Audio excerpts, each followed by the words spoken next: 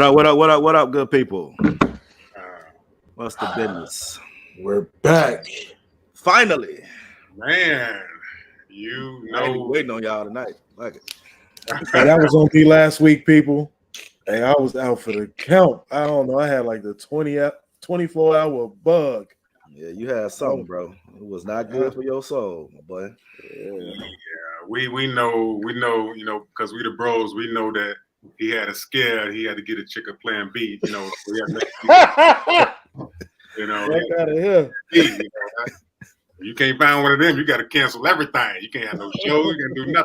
All right, so I go. But we back in the building, y'all. The sports hip hop podcast out there in the land, bars and buckets, man. So glad y'all back with us. Man, y'all already know it's a lot going on in sports and hip hop and all that stuff, man. But where else you gonna come to get the latest and greatest news and updates and dope topics and dope debates? We're right here, man. Bars and buckets on YouTube, Facebook, Instagram, everything, man. We here. Me, Corn, AD, rocking it once again for another week. Got so much to talk about, man. But first and foremost, man, what's up, man? Y'all straight over there?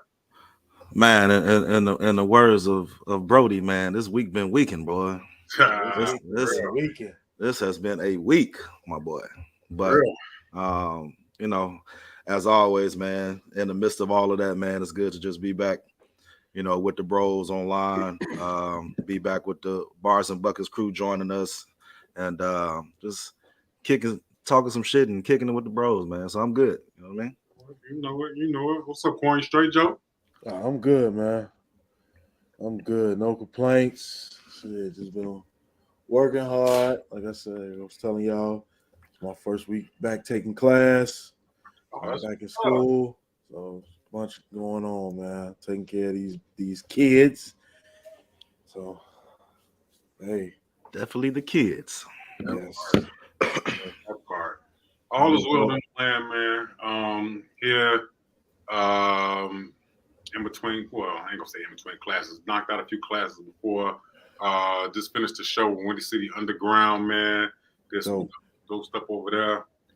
Shout out to everybody that's here. I seen Shop Blizz around here. I saw a couple more radio personalities walking around here, man. So shout out to everybody that's helping the cause. But yeah, I'm good, man. Just ready to get throughout the week. I'm glad it's almost Friday. So, you know, been a long week, man, but you know, keep pushing through. So it's y'all first time checking us out, man. What we do here, we talk about sports, we talk about hip hop, we talk about everything that's going on that's prevalent in the news. Then we take our free throws, man. So just to give a quick update, free throw is taking a shot of whatever you're sipping on, whatever you're smoking on. You go, Jen, you do your thing, all right? Last time we had a show, I announced that, I'm going to, take some time to be sober, focus on clearing my mind and all that stuff. And the update with that is that shit over because it's over because Yo, I thought you was about to. I thought you would be like, yeah, man, I'm strong. I'm still holding on, bro. You said it's over with already. Hey, man, I did 2.5 weeks. That's 2.5 weeks of sober, and you back. You like fuck it. Hey, man, it happens, man. Life be life, man. So, but I'm only drinking on the weekend. So I'm just keeping it at a minimum. I'm not drinking it, throughout the week. Only on the weekend. Drinking in moderation, not get slapped like that. Just taking it one drink at a time. It's progress, man. One step at a time. I'll take that. See, I think that's what you should have done in the first place. Instead of just going all cold turkey, you should have been like, I'm just gonna save it for the weekend. In moderation. You was just like, yeah, I'm done all together. I'm like, all right, brother. Ain't enough water in the world, but okay. I started scratching my neck and shit. It ain't gonna work, man. So, what y'all sipping on over there? What y'all got? Man, I'm light tonight, man. I just got some Stella Black, man. So just sipping on some Stella. Stella Black, that's decent. High quality H2O. What? High quality H2O. Oh, man. Okay, all right. Keeping it light tonight, huh? No, really, I just couldn't make it to the liquor store. My day been crazy. It was work. Then I went to my school's basketball game. Had to Uber to the crib. Had to get on the Zoom for my baby. She's going to high school, so we had to, course selection and Big trying thing. to read for schools. And man, I ain't had time to stop at no liquor store, man. It just wasn't working. Just wasn't working. So I'll make up for it tomorrow off air. that part. So man, whatever y'all doing, whatever you got going on, man, take your free throw. Whatever you got going, get something in your system. Yeah, I don't got nothing with me, but I'm gonna take one in spirit, baby. So a good show. Yes, Before we start, I will like to say, man, I've been eating better the last 2 weeks. Okay. I had more energy. I've been eating salads and shit, drinking smoothies. Smoothies. Okay. Yeah, that does help, man. It's been helping. Okay. It's been helping. Right. Trying to get rid of this little gut, man. What y'all need to do, man, y'all need to start come hooping with me at Taylor Park on Fridays, man. Friday nights, 8 to 10. And young dudes is 35 and older, I need baby steps. I got to shoot a V first or something. I ain't ran up and down no court in a minute. I mean, I definitely need to get to that point, though. Yeah, definitely. Exercise, man. I've been hooping with these guys for over 10 years, so they all cool, brother. So, man, if y'all want to come get a good run in, y'all know where I'm at on Fridays, 28 and 10. Man. Most def. All right, man. We're going to kick the show off. Of course, we got a lot to talk about. We can speak, playoffs going on, everything going on with quarterback controversy, coaches, NBA. But we got to start the show off paying homage to one of the greats, if not the great, very debatable basketball players that ever lived. Kobe Bryant is his death anniversary of 3 years today.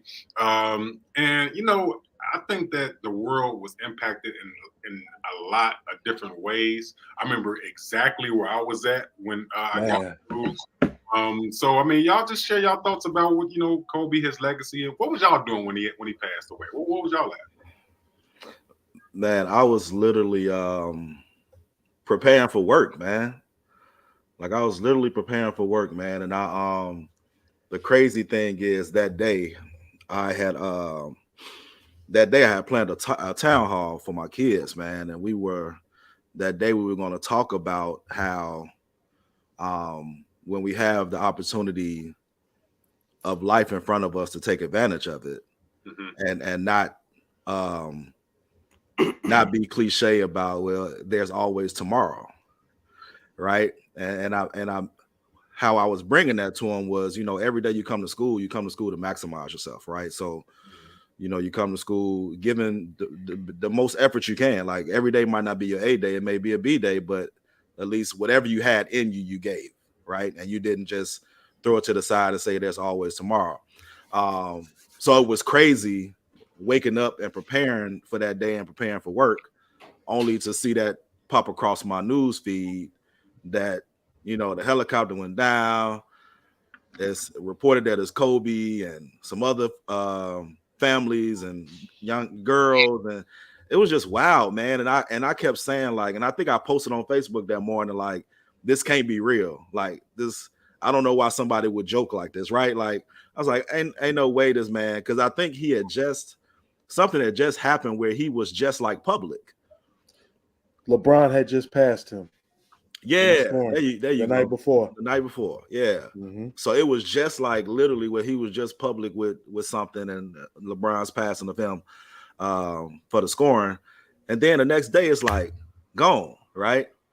And his wife Vanessa, when she was doing her speech, mentioned that she was like, she would always ask Kobe like why do you push yourself so much? And his response was, people pay to come see me, right? People pay to come see me. They pay to witness and be a part of something. So I want to be there to give it to him, right? Basically taking advantage of every moment that he can. And I just thought it was just, man, it was a surreal moment, man. Like that was probably one of the few times that from a celebrity standpoint that I was real like connected with it. Yeah. Definitely. I think I was ironically I was laying with a chick. I know, man. That ain't ironic. I don't know, man. It's just every time about that. I don't know, man. But I was laying with a chick, my ex. I ain't gonna say just random chick. I was laying with my ex, but I was looking at the news feeds and I was just thinking that it was a game, it was a joke. People play all those celebrity death pranks all the time. But when I started seeing it getting more and more real, I ain't gonna lie, Joe. I shed a tear. Because I'm not like I was never like a super Kobe fan. Like, I respect him on the court. Off the court, he has some suspect stuff that I wouldn't, whatever. But on the court, I respected his game. But that's so tragic to hear, especially with his daughter and everything like that at a young age. Man, it'll take me a minute to gather myself because I was connected to the whole all of it because it was so unexpected and jaw dropping. And then you had LeBron, Shaq, everybody pretty much felt the sadness of it. Mm-hmm. And it don't even seem like it's been 3 years, man, but it's been 3 years. The NBA is kind of like, taking the time to, be in remembrance. I know the number 8 and number 24, they kind of did something with that. I think they did something with the All-Star game where it's like the Kobe Bryant Award or something like that. Yeah, the MVP. The MVP. Yeah, the MVP. Yeah. So, they're doing it, what they're supposed to do, pay homage to it, man. But, for me, it was tough, man. I mean, Juan, where was you at? In the house with my kids. I seen hold on, it's my kid calling me. Let me text her.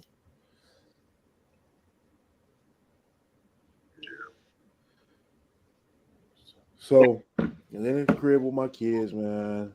I think I seen it pop up on Facebook or something first. And I'm like, nah. Then I seen another post, and then I think I seen, once I started seeing like Robert Horry and Shaq, and I was like, damn. So then you starting to hear the reports about, him being with, his daughter. And I'm just watching my daughter walk past, and I just had to go grab her and hug her, like, because it was just one of the moments, like, man, it's just sad, like, helicopter going down, and there's a dad, like, fucking superhero. It's like, at that point, ain't shit you can do. You know what I'm saying? So just imagining, like, what was going through his head at that moment, and it's like, damn, man, it's wild. And me not being a super Kobe fan, I wasn't a super Kobe fan either. It was just like, I can't believe Kobe not here no more. And it's like, what is bad? Like, it was like, damn, like, he got these kids. He got, then he had just had a baby. So it was like, damn. So I'm like, this one baby not going to know him. Then I just started thinking about, like, man, you thinking, you'll see him on the sidelines for 20 years later, or, damn, I thought he was going to coach, or, you know what I'm saying? Like, what would, it's like, damn, all that shit changed. And it was like, it was just sad. It was sad. And you've seen all the tributes the players made to him. They actually started playing basketball again. Yeah. Because they know that was something that he would have wanted them to do, was like, play the game. The way it was supposed to be played. So, yeah, it was just sad, man. Yeah. So, I mean, I think that, AD mentioned it, man, about taking life for granted and something so unexpected, and especially at an early age, man, it hits you a different way and it makes you appreciate life and the people that you have in it more. So, we definitely here, man, Bars and Buckets, man. Pay our respects, our T's and P's, thoughts and prayers still to the family, of Kobe and everything like that. And, his legacy is always going to go on, the Mamba mentality, everything that he represented is still going to go forth. You got kids that still idolize him. He's still a GOAT to them, you know what I'm saying? And he's just a special, special player. more of even a special person, man. So definitely want to give our thoughts and prayers, to the family and everything like that. Do y'all got a famous, notable Kobe moment?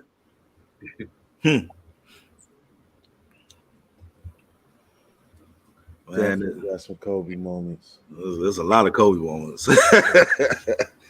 It's a lot of Kobe moments, man. Definitely the 81. Yeah, most definitely the 81. Oh yeah. I have to say, I forgot what game it was, but it was like the first time I really noticed Kobe showing some emotion. He hit like a game winner. So he grabbed the jersey and pulled it to the side. Yeah. Wasn't it the Celtics? Probably. I think it was the Celtics. Yeah, man. What I didn't appreciate then, like his just detail of the game, the way he really went into the game, like, okay. He used to bust my team's ass. So, so it was just like, I used to be mad, but it was like, nah, he's really studied all of the shit. Like, the refs are over here, so if I do this, they can't see this. Like, he really studied the game, man. Like, he really went about the game the right way, man. And he played it the right way. He played with passion. Yeah. He played with wanting to crush. He wasn't buddy and all that, man. He was the last of that competitive spirit, man. That's what it is. He's the last of that competitive spirit. Yeah. And not a tribute to him is when the NBA tried to be competitive for like 2 weeks. 2 weeks. Yeah, if that. I think that man, I don't know, Corn or Eddie, I want y'all to try to look this up real quick while we're on air. One of my favorite Kobe moments is he dunked on like 4 players from the Brooklyn Nets. Like he drove the lane. I don't know what year that was. It was Gerald. It was. I'm talking about. I know exactly. Whole team. Paul Pierce. Now it was when Brooklyn first started. I know exactly what you're talking about. Yeah, and that was like that was like Kobe towards the end of his career. Like that was like the last like 5 years or something. That wasn't no prime early Kobe. That was like Kobe like our age Kobe. You know what I'm saying? And I gained a whole new. I mean, I already knew he was a dog, but when I seen how he got him off the dribble, and I think at least 3 players from Brooklyn jumped, and he just yammed it. Wallace, Darren Williams, and Chris Humphries. Yeah, that's what Chris Humphries. Of course, Chris Humphries get his ass done. Yep, that's it. Hold on, let me see if I can pull up on here. Yeah. Let me see if I can pull that joint. Yeah, they are. Bit of help. The play. Shot clock is down to 5. Bryant goes to work. Bryant the drive. Oh! Kobe Bryant on a work attack. He was looking for somebody to challenge him, and nobody came quick enough to stop it. Look at this finish, though. I hate to say it at his age, and forget how quick he still is and how explosive he can be.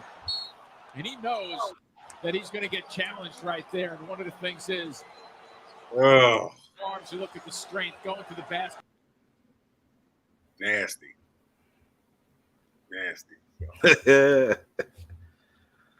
Yeah, so I was like, that was jaw dropping to me, man. Kobe, man, it's always gonna be that debate, the GOAT between Mike, Kobe, and LeBron, and I don't think. Really, I know y'all feel a certain way about dude, as you call him, okay? Put some respect on this man, 20 years in the game and still doing his thing, man. So we got to put him in that. All right? But yeah, I think that's gonna be a forever talk at barbershop talk, kid talk, about who's the real GOAT. But it's different eras, man. So I definitely want to shout out Kobe, Yeah, the crazy thing is, man, like probably about two, maybe. Shoot, might have been even before Kobe passed, man. But like I don't even really engage in it no more. I don't really even engage in it no more because at the end of the day, it's nothing that anybody can really say to sway it, right? And you know, there have been so many great players in our game. And of course there are few that set themselves apart from others, right? But you know, it's Kobe, man, he was different, man. You know, like bro say, the dude was just a architect of the game. Like he studied the game. I mean, the dude spoke like 7 different languages fluently. Yeah. You know what I'm saying? Like you can't, you just undeniable talent, undeniable drive, you know, and just his grit and grind and passion for the game just, you know, set him aside from a lot of people, man. So you know, he certainly made his stamp, man, that nobody could take away. So yeah, so definitely want to shout out to Kobe, man. You know, one of the greatest, you know, of all time, man. So definitely want to give a shout out to Kobe, man. So with that being said, let's go ahead and switch gears because I definitely feel like doing some loading a little bit because last time we had a show, you know, we was talking about, you know, of course, a lot of NFL talk with the playoffs and things like that. Y'all boy, Danny Dimes or Vanilla Dick, whatever the hell.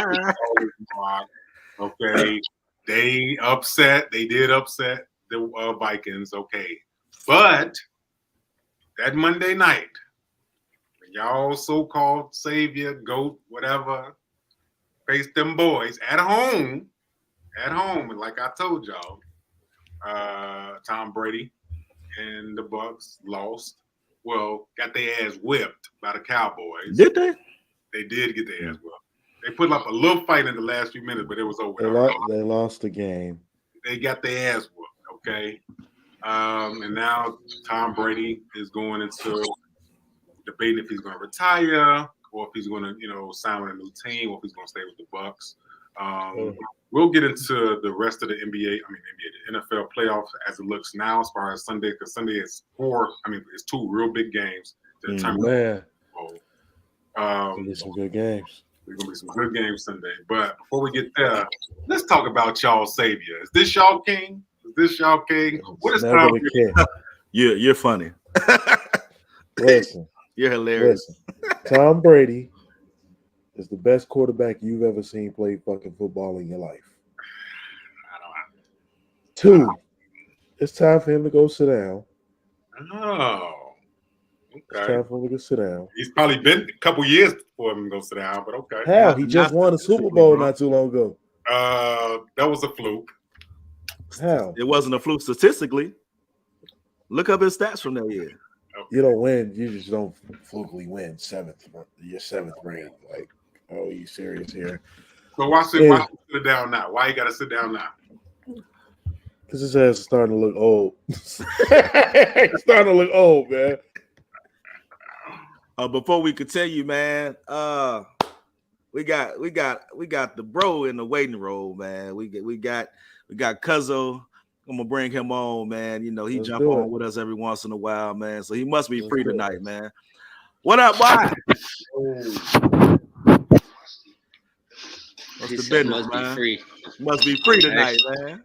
I'm actually not. You know, the kids are crazy. They probably gonna jump. As soon as they hear me talking, they finna come jump.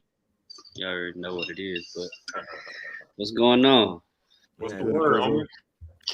Excuse my tardiness. Y'all know I got a madhouse over here. Already.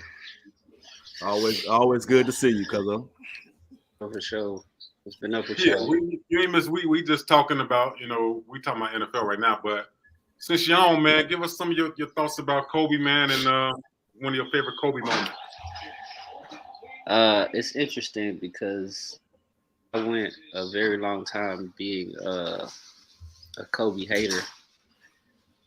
Right. So me too. And then but it's weird because I came to find out a long time later that like my initial reason for like not liking was so started out with the draft, right? With everybody, with him being kind of one of the only guys that were kind of in the top in the lottery pick area to come straight out of high school. And then you hear all of the rumors going around about him not wanting to play for anybody but the Lakers, blah blah blah, all of that stuff that came out. So I was super young. I might have been 11 at the time, and he was like 11 or 12 when he got drafted. Super young. I didn't turn to September. I'm young, but I'm a fanatic at the time, so I thought that was kind of whack. Like, you should be excited to play. You know what I mean? Like, who the fuck are you to tell people who to play for?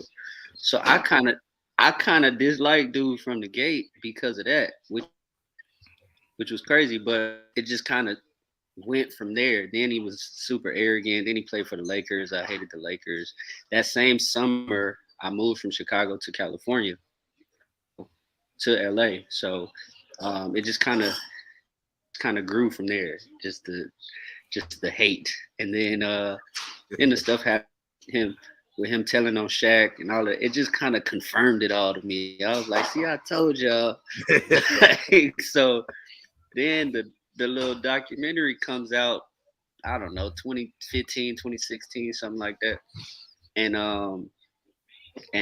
the Adidas folks are telling I think it was Adidas, but they're basically saying that they're the one with the rumor of him only wanting to get to play for the Lakers because they wanted to get him to LA for blah blah blah, for all the marketing, etc. Right. So I was like mind blown. Like, I could have been a fan all these years. So then he retires, right? And well, even before that, you get to see the 60-point game, right? The last game, and everybody was watching it, whether you liked them or not. Everybody was watching, and so to watch him go crazy like that after you have been really seeing him look old, it was wild. So I remember, posting about it, I think on Facebook, unreal to watch. So it made you expect it, right? Then you start to see a lot more of who he really is, and it's not him being like the Mamba, you know what I mean, where he has to be a killer. He don't like nobody. He don't got no friends. You start to see more of the personality. You start to see more of like, him just kind of coming out of that shell, and it to grow into respect. And it's kind of like, the biggest part of it for me was that. Just kind of seeing who he really was like, all right, well, dude ain't that bad. Maybe he ain't as big of an asshole as I thought. So that's kind of like the gist of, what I knew about him and how the journey's kind of gone from, from like 96 till, around that time, 2017, 2018, somewhere in there. We started kind of just see him open up a lot more. But my favorite like Kobe moment or memory, really just watching him be a father. Nice. Like that became like real respect factor for me, was be a dad, you know what I'm saying? Especially with his girls, with him having just being super hands-on. And that then translating to how much he started doing work with the WNBA.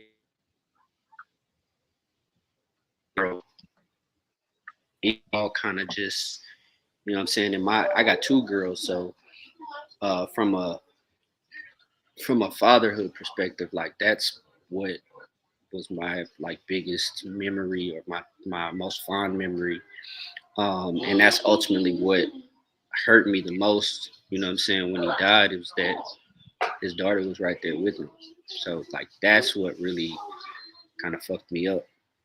But yeah, that was it for me.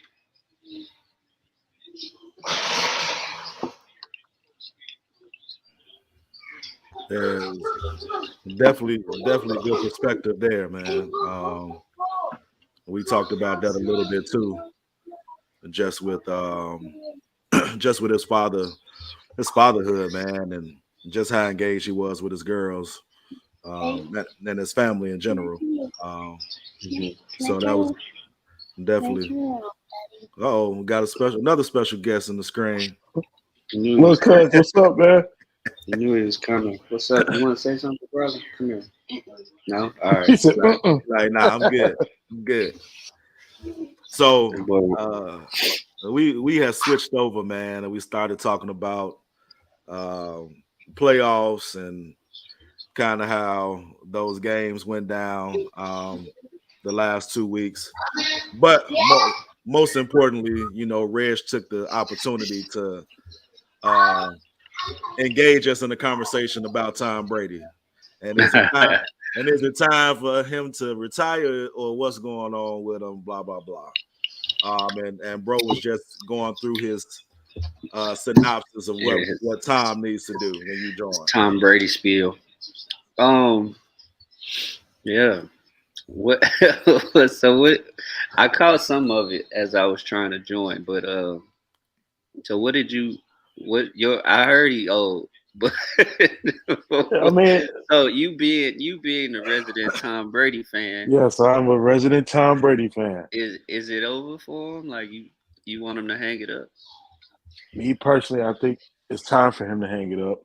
Yeah. I mean, he been at it for a minute, man. It's only so long. All right, my thing is I don't want him to just ruin his legacy. That's Do you what it think really he is. can? If he loses enough, He lose Can he, enough. though? Like, cause to me it's like what's done is done. You know what I mean? Like, yeah, he's played well past his prime, but he's played past a lot of other people's prime too. He has. So, like, people that came in after him and retired already. Yeah. You know what I'm saying? So he's played 2 full careers. Like, what? I feel like what's the worst that could happen at this point? Right. But at Now this point, he did look old at points this year. He started to Yeah. look real old, and it was like, maybe it ain't. yeah. Maybe he can't. But at the same time, the team started to look a lot worse. It's not the same team that he just took to the Super Bowl. So True. But what else does he have to prove at this point?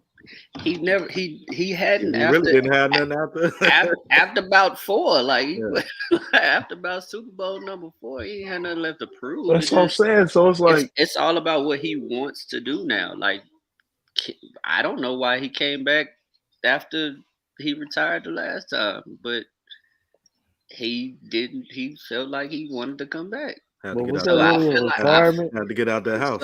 So I feel like for 2 weeks. that's what I'm saying. But with that, that's what I'm saying. Like, I don't understand. I don't know why he didn't just stay retired then. Like, he had done enough. Yeah. You know what I mean? But he decided, like, all right, let's do it again. And then he went and won a Super Bowl. So it's like, I mean, like, what's the worst that could happen at this point? I don't think he can. I don't think he can ruin his legacy. I think what the only thing that really can happen is for, like, the younger fans, right? People that didn't see. It's like watching Jordan with the Wizards, right? If that's your main memory, like, if you didn't get to see none of the Bulls years live, like, if all you got is YouTube, right, and all you saw in person was the Wizards, then that's what you remember. That's what you got to go off of, right? So I feel like if all you got is Tampa Tom Brady, then maybe you look at him like, he wasn't all that. Right. But the reality, but the reality is, the man got there at 43 years old, like, with 6 rings and 70,000 yards passing or something like that. So, like, he don't have nothing else to prove at this point. It's just, like, I feel like, play as long as you want to, as long as they'll keep paying you to do it, by all means. But yeah, you like that. I like to see people kind of go out on top versus playing way too long and they look bad and they, you know what I'm saying, just kind of out there fumbling around like Shaq. I think Shaq played probably 3 or 4 years too long. Yeah. Yeah, when he got to By the Phoenix, time he got to Cleveland, it was a wrap. It was a wrap. Yeah. By the time he got to Cleveland, it was a wrap. So I think it's one of those things where you want him to kind of go out on top so he can kind of, walk off into the sunset versus being wheeled off into the sunset. Right. And But that's the thing. But I get it. And I feel that if he keep playing, he gonna get wheeled off into the sunset. There's only so much 45, 46-year-old can take getting hit like that. I mean, you got to think Tom Brady is almost 50. Almost 50. He's literally gave his life to football. Like he's lost his wife. Like he's won so much on the field, but lost so much off the field. It's like, bro, go chill out. Like in that same breath, now it's like, I mean, what shit? But now, yeah. Like, what I got to go home to now? Right. I might as well. I might as well stay on out here. Like Kid said on House Party. He was like, I'm already gonna get in trouble, so I might as well stay outside. I've already lost everything. I might as well. I tricked you. The game's motto. I know. Now you about to make me mad. Yeah, he gotta, my game off. At this point, it gotta be that perfect situation, man. Like, yeah, that's what I was about to say. What is the perfect situation for him? All he really needs an O-line that can block, some weapons on the outside. There you go. What he had in Tampa when he first got there. He need a decent O-line where he can stand back there for 5 seconds like he used to do, and some weapons. Somebody to get the ball to. But he lost a lot of that this year. So I'm a talented with all the injuries and stuff. If I'm a talented offensive player, do I go put my career in the hands of a 45, 46-year-old quarterback? I mean, what's the alternative? If you got to choose between Tom Brady and like any of the other top guys, so you can go to Kansas City and play with Mahomes, or you can get to Buffalo and play with Josh Allen, or you can go play with Joe Burrow or something like that. But after you get past like the top 4 or 5, then like who else? Like why not Tom Brady at that point? Like if you can't play with the Giants with Vanilla Big. But if you can I feel like if you can get to a better situation, cool. But at the same time, shit is Tom Brady. So you have, if nothing else, you get that mentorship, you get that.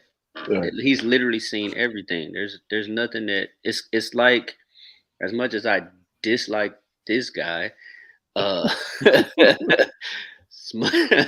much as I don't like dude, it's like going to play with LeBron. You know what I mean? Like he's seen it all. He knows every coverage. He knows every play that ever been called. Right. So if nothing else, he's gonna put you in a position to succeed.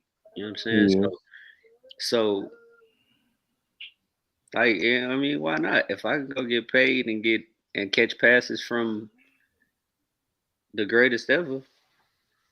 So if I'm a Davante Adams, they've been talking about all these different trade scenarios, things like that. And they were saying, the Bears could, package up some stuff and go grab them.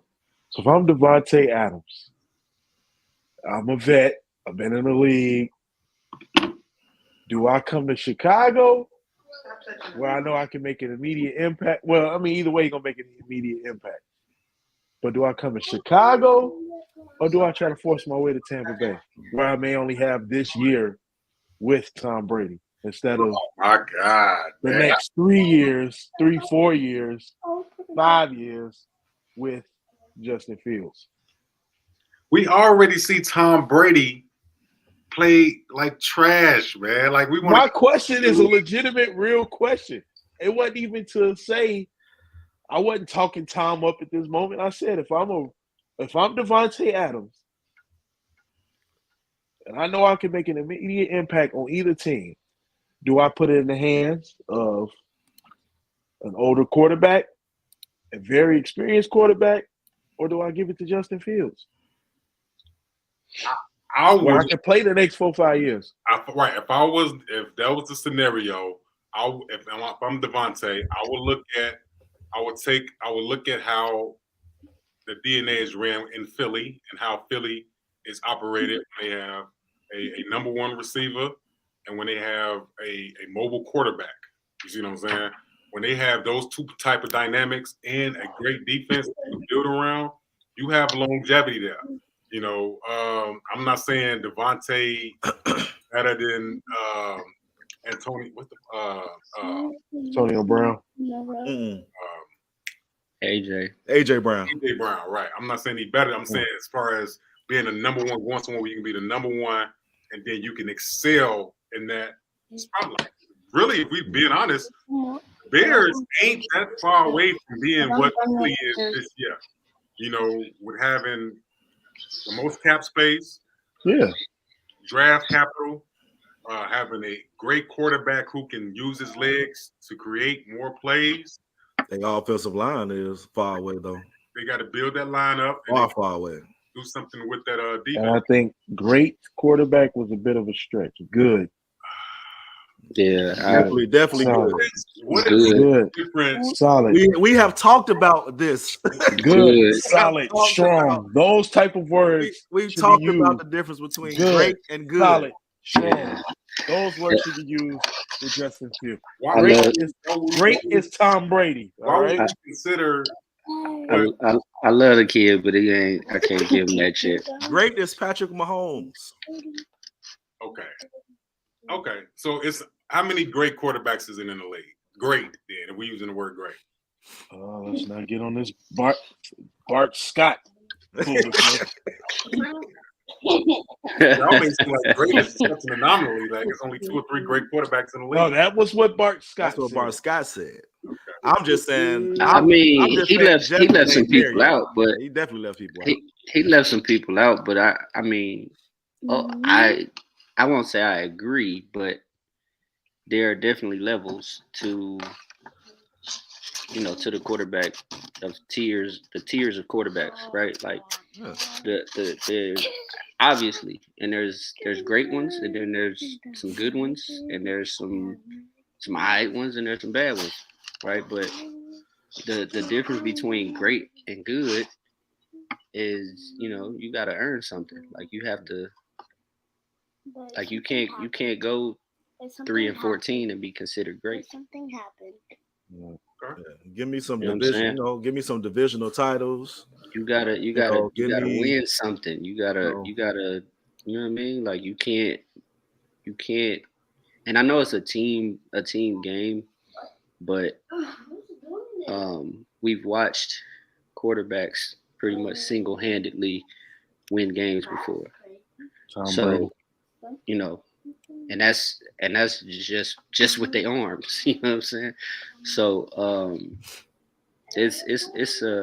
he got a ways to go, but I think the potential is absolutely there for him to be there soon. You know what I'm saying? For him to be one of those guys pretty quickly if they're able to put enough around him to help facilitate that. Because all he really needed this year was some damn wide receivers to get open. Right. If he had a receiver or two that could get open, we not talking. Right.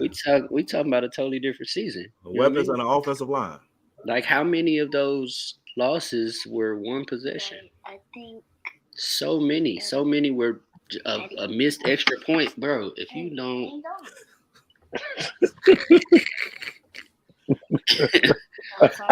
I had to remember this recording. Somebody gonna be on YouTube tomorrow, like, hey, let me cuss this son.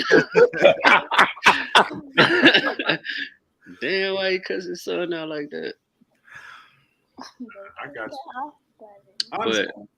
but no, I think it's just it's levels, and I think he'll get there. I think he can get there.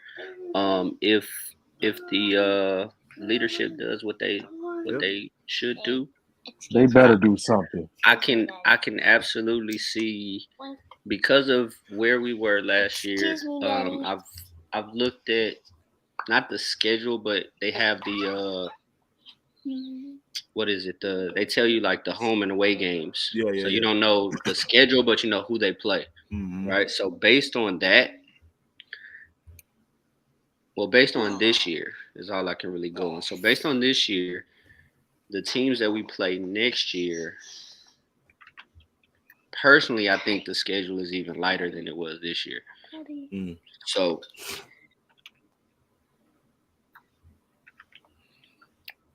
get away from me. So I think we have the potential, if we put those things together, to really, Let's watch something. I won't say flip the record because it was that bad, but you know, something along the lines of a winning record, right? Yeah.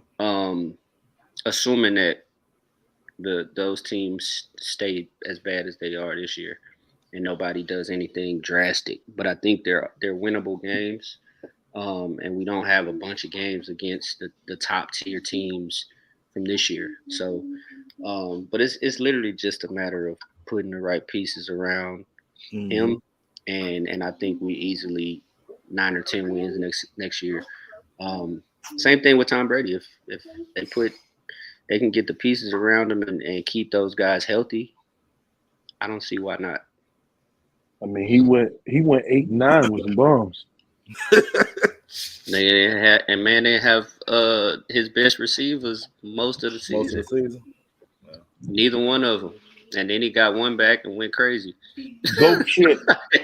He got shit. He got one back and went nuts. Goat shit. He Shit got Mitch Trubisky will never be able to do. He got Mike Evans back and went crazy. Okay, man. Well, look, I'll just say, if the Mog do come back, all right, he gonna have to go to a stacked team offensively with a great running game and an elite number one receiver to even make the playoffs again. And the only They have an elite number one receiver though.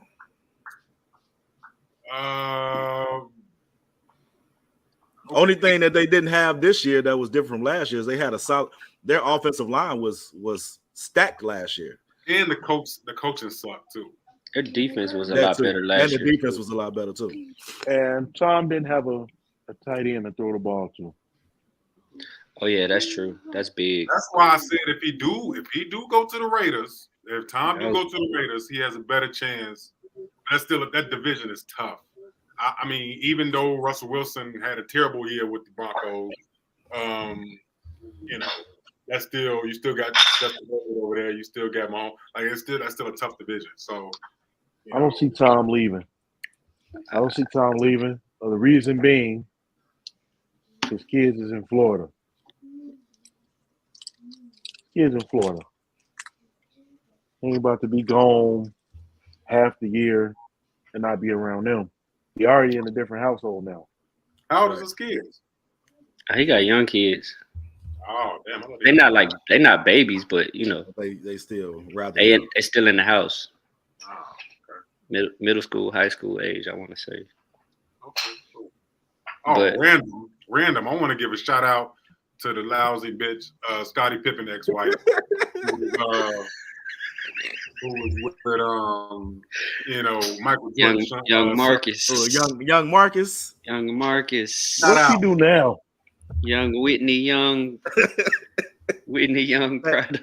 That dolphin. What she do now? They went Instagram official finally. Oh. Man, where she been saying they was friends for all these months. When we see him holding your booty on the beach and Future, y'all kissing flip flops. Y'all kissing at lunch. What that nigga say? And don't be a menace to South Central. Hey man, you know you kissed every nigga in the party. In the 40. In the 40.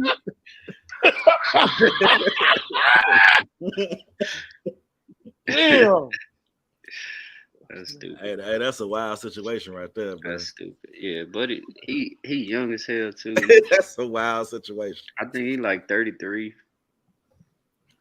She, Let's see. I'm gonna look it up. Hey, See how that- old this nigga is.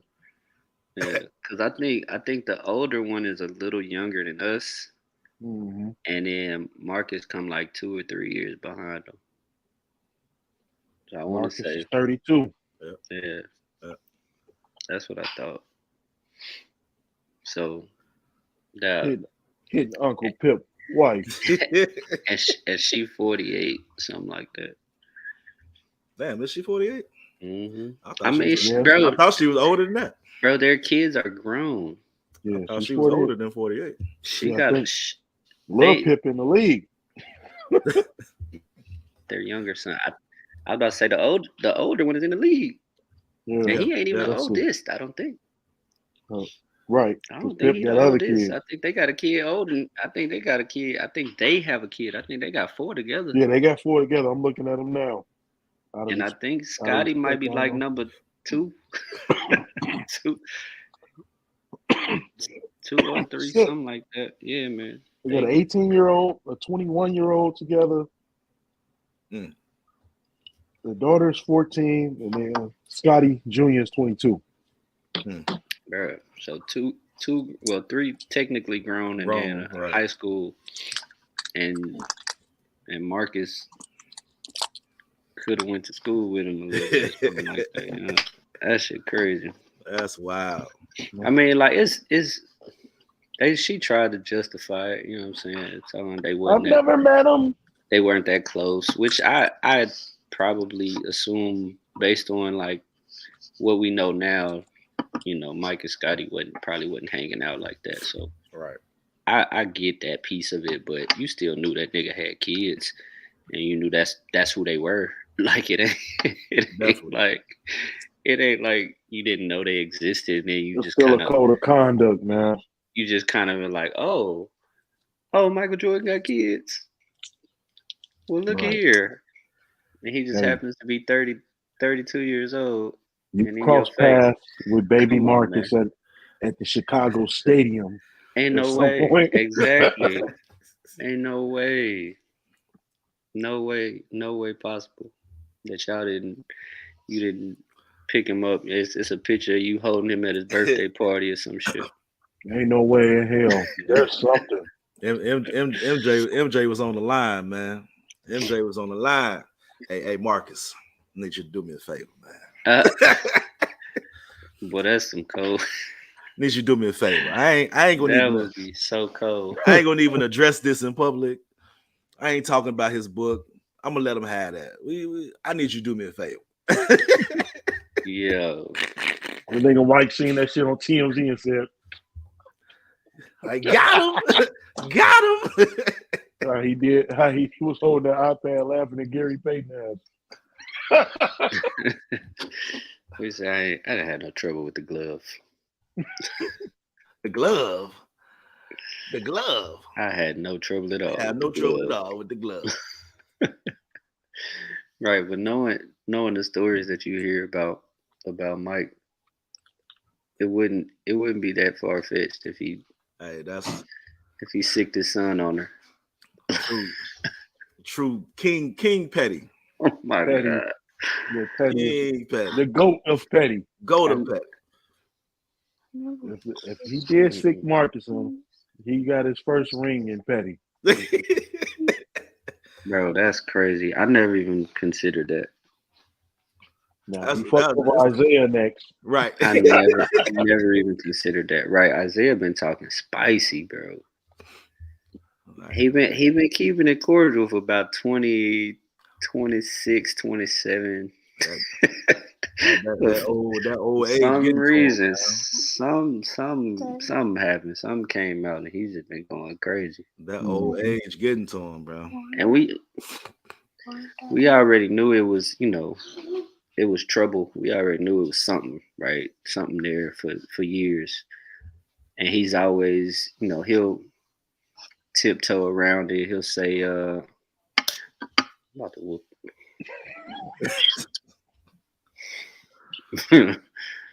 Go to bed, bro. You're tripping. But yeah, he's always kind of tap danced around it. You knew he didn't really like him like that. He would pick other people as the GOATs and, leave him out as top 5, all that type of stuff. So you already knew it was something there, Right. but he never really addressed it like he is now.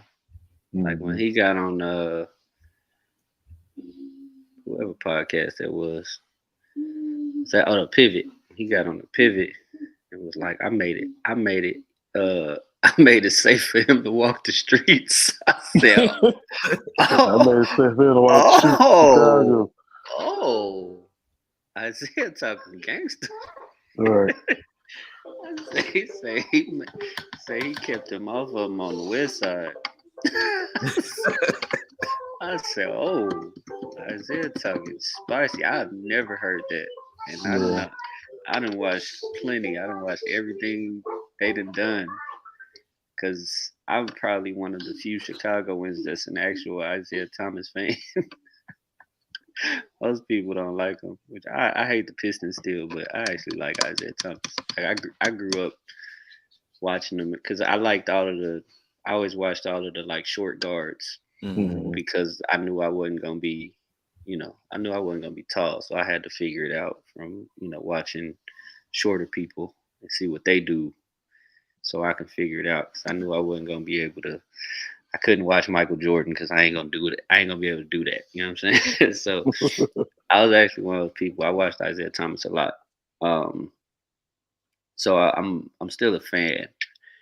But to hear him talk about it is so funny because you can tell how mad he is. Yeah. Still to this day. To this day. Still to this mad. day, he's hot about it.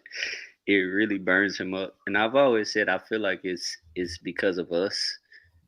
You know what I'm saying? Like the city embraced Mike the way we never embraced Isaiah Thomas and him being from right there. Like, and for he probably one of the few that's actually born in Chicago that we just don't fuck with for whatever reason. But I think that's more on him, his life in the city while playing basketball. I mean, you never heard about you. I'm saying, as a kid growing up, I've never heard of Isaiah Thomas doing too much in the city. Never heard about Isaiah Thomas redoing this park. You know what I'm saying? You never heard Isaiah Thomas doing too much. So it's like, that's true. Basketball camps, none of that. Yeah, so you kind of like, fuck Isaiah. Like, I mean, at some point, so the city like, and so I mean, you got love for the nigga because he's from the Chi, but I think that's probably it. We didn't really get that growing up, and you might not have seen Mike, but you saw the residuals, like you saw what was happening. So you might have got invited to one of the camps, or you might have been at something that he was at, or got some type of benefit or some money he donated to something. You know what I'm saying? Some of the public things. Yeah, a lot of our parks, they got painted red, black, and white. They put the bull sticker on the backboard. Right. A lot of those things that he was involved in, that he touched, we got to see it. Yeah. And so I don't know how much, if he was doing anything outside of, just coming home every now and then or whatever. But I don't remember that from at least my childhood. So that may be it. But it's just weird to me because I think he's the only one that nobody seems to really like. We don't give him that same embrace as somebody from the city as some of the other people, which it's almost like But it was It's kind on, of like he repped Detroit more than he More repped than he did Chicago. and that's Chicago. true. I Yeah. think he did talk about how he kind of went into, dove into the community there when he got there, being that, that's kind of what his mom and them were into here, or they're in the city. They were, big on community and protesting and all of that type of stuff. And so when he got to Detroit, he kind of jumped head first into that too. But like I get it, but it's interesting because I feel like it's low key like we treat him like a lot of people treat the suburban niggas. It's like niggas don't. It's a lot of people. I've heard people talk about Dwayne Wade like he wasn't in the city long enough. like his production company called 59th and Prairie. I know exactly where that is. Right, and you wasn't over there, kid. But that's where he say he grew up. I wasn't there, so I can't verify. I know he moved to Robbins, Yeah. but we don't give him that pass. Right. Same with like Fred VanVleet and all them type of, you know what I'm saying? They don't get the, they don't Fred get VanVleet from the they city? don't get the wealth. He's from Rockford. Oh, no. Okay. Shout out to That's what I'm Rockford saying. people. So those type of people. That's how I feel like we treat Isaiah Thomas, but that nigga from the West Side, Right. like right smack, like West Side, West Side. right? West Side. He West Side Like- as hell. like smack in the middle. Like Yeah, he West Side as hell. he from the United Center. Yeah. Nigga Even further west. Right. grew up Right. around the corner. But yeah, it's interesting. But I think it's always been funny to me that Yeah. how people do you, because honestly I'm in that same boat. I moved at 12 years old. So it's like that's why I be like, damn, that's kind of messed up. So it's shit. But I mean, the thing is, Can I rep too? I was but you as a kid, all I'm saying is publicized, known thing. You've been here more than I can say Isaiah Thomas has. Right. Yeah, I mean it's funny. That's why I look at it like that. And I think it's hilarious because you know what I'm saying. It's always that funny. That game that we make people do. Yeah. Where Right. if you from here or not, you wouldn't, because we do it with entertainers too. You know what I mean? Like people that was born somewhere else, but we'll embrace them if they grew up here, Like Kevin Garnett. or vice versa. Right? Kevin Garnett spent 1 year. It wasn't even a full calendar year. That nigga, right? that nigga spent a school year in Chicago But he and- repped though. and still call people Lord to this day. Yeah, he repped though. Like when he This nigga's Garnett repped though. he's calling people Lord in his 40s. I said, Say, yo. this nigga is not. This nigga's still a gang member. What is happening? What is Yeah, going I mean, on? he represents Definitely Chicago though. represents, though. Yeah. Straight up, he really He does, and he represents literally Chicago. was here one school year. One school year. That's what But I'm it- saying. It'd be And different. and ain't nobody ever been like, man, Saying he nothing can't. about it. Right. Nobody's saying nothing about Yeah.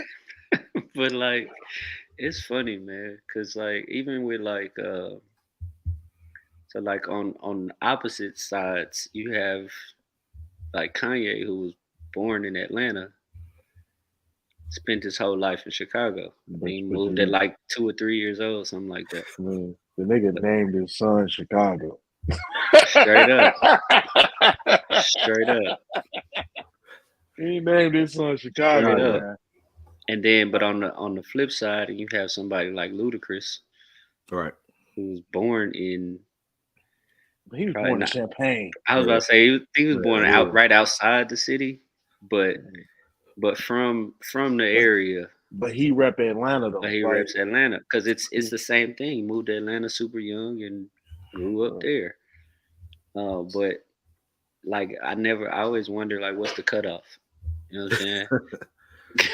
I think it all What's the depends on cutoff? your loyalty to the city, man. I mean, because like for example, you could take a rapper like Kendrick Lamar.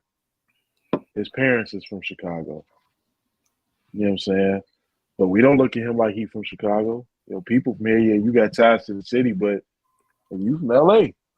You know what I'm saying? But he don't. But he never He tries never to tried play. to rep Chicago. Like he never tried to like rep it. He'll be like, "Yeah, my people. I got love for people. Yeah. You know what I'm saying? I got family out there. I got love, but shit, he a LA nigga. He don't. Yeah, He don't try to not didn't be even know that. anything other than the LA nigga. Damn. I didn't even know that. That's Yeah, news see? to me. Right. Yeah. Right. But it's What just So, bros, I'm gonna flip the script, man. I want to do this. Yeah. I want to do this over under real quick, man. So, we know that Coach Prime, we know he left Jackson. He's in Colorado. They released the schedule, man, for next year. No, I want to see this. So they released the schedule for next year, and I just want to do an over and under, man. I want to see where y'all head is with this, man. What y'all think in terms of how many games they can pull out? How many games can they win out of this schedule? And you know, what are your thoughts in terms? I know he just got the number one ranked cornerback again for the second straight year. That'll be joining his team this year. So from the defensive side of it, I mean, I guess he got some transfers coming in too. So, but you know, this is a different beast though. This ain't, Okay. This ain't even though it is what are they in the Pac-12? Mm-hmm. Yeah, it's Pac-12. Yeah, even though it's the Pac-12 and it ain't the. I mean, it's a Power 5, but it ain't the Power 5. It ain't the SEC. Yeah, it ain't the Power 5. I mean, like it ain't the SEC. The Big this first game with TSU, that's more than likely going to be an L. With TSU. I mean, I don't know everybody. I'm just going off the history of TSU. Yeah. TCU. I'm sorry. Yeah. TCU. Just going off the history of TCU. I was about to say, they'll beat the shit out of TSU. Yeah, they'd fuck over TSU. Nebraska, that's gonna be a good game. Yeah. Colorado State, they're gonna fuck over Colorado State. They're gonna beat Colorado. Oregon, now that's gonna be a good one. Oregon's they got the Trojans. Yep, USC. Yeah. I mean, they should beat Arizona State. They should beat Stanford. They should get UCLA. I can see them getting UCLA. Oregon. Over under 6. I'm gonna go. First year, I'm gonna go over 6. Not much more over 6 though. So you talking about probably like 7 and how many games? 11? Yeah. 1, 2, 4, 5, 6. 10, 11, 12. It's 11. 12. It's 12 games? Yeah. So you saying 7 and 5? Yeah, we could do that. Which would be a successful year in his first year coaching at a major school. That would be a successful year. I mean, that's a over 500, percentage. What you got, Blake? Oh man, that's tough. I think that first game is really gonna tell us kind of what we're looking at. Because they starting off with a really good team. So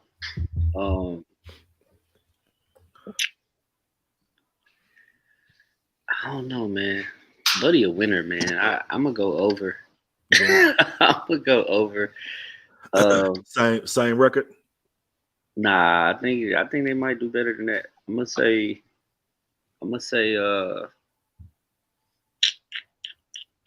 You got 8-4. yeah, I'm gonna say 8-4. I was thinking maybe even better than that, but I'm gonna say about 8-4 and Yeah, you reaching. But I think they lose more early Mhm. and then figure it out. Um, but it'll be interesting. The TCU game probably gonna be the biggest thing for me to see how Shador adjusts to the talent level. Yeah, talent level, and it's gonna speed up a little bit. Yeah, Definitely gonna so speed to up. see how he adjusts, because they gonna go as he goes ultimately. Mhm. Because I think he ain't bring that many people from Jackson. Yeah, Um, so he gonna put the dogs in place, and I think they'll be fine. I don't think because of that, it's not like he's coming in and taking over a bad team. right. Like he's literally bringing in Right. all new people or people who've already played for him. So it's not like he has to reinvent the wheel or rebuild this terrible team. Like he got rid Right. of 60 people or some shit like that. So Right. But they got a jail though. Like that's true, but I like the think comment said, like he got the transfer portal, but they got a jail. You can have all the talent in the world, but motherfuckers ain't working together and they that's they doing them. It's over with. that's a big part of it. But I think it's uh it's the type of people that you get that I think that's where college is a little different from like the pros. They don't really have to like they don't really have to mesh to me. They don't really have to gel. Like if you better than your guy, if you know what I'm saying, if you win your matchup, then Mhm. you straight, right? And I think from a defensive perspective, the scheme's not going to change. So as long as you do your job in the scheme, then it should be good. And I think like I said, I think they'll get better as the season progresses. So Yeah. So the first 4 or 5 games are going to be the most important to me. And yeah. if they start out good there, then they should be straight. So they were an 11. They were a 1-11 team last year. No, they're gonna be way better. So they're definitely going to be over one game, right? Most For definitely. sure. It's I, not even the same team. I You can't base it on that. They I don't got do. none of them niggas left. Yeah, I do think though. I do think that you got SC, who was 11-3 last year. I think they were the conference champs too. Mhm. You got the University of Washington 11-2. Oregon was 10-3. Utah was 10-4. Damn, I didn't realize they did that good. Oregon State was 10-3. UCLA was 9-4. Okay. And Washington State and the Cougars was 7-6. They just barely made it over 500. So you got 1, 2, 3, 4. You got potentially 6 games that A competitive that are conference. competitive. That can be competitive games. Mhm. I do believe that they will be over 6. I do Yeah, they believe gonna that be they over will be 6. over 6. Because I do think they can kind of balance out the bottom of the conference. The Washington State, the Arizona, California, Arizona State, Stanford, which used to be kind of one of the top tiers, but they didn't fell off recently. And then you got your little scrub games in here with who was that? Colorado State. Yeah, Colorado State. There's got to be, and there's one more here. Is that Nebraska? That's not non-conference. Yeah, Nebraska. Yeah. Who was also struggling. It's yeah.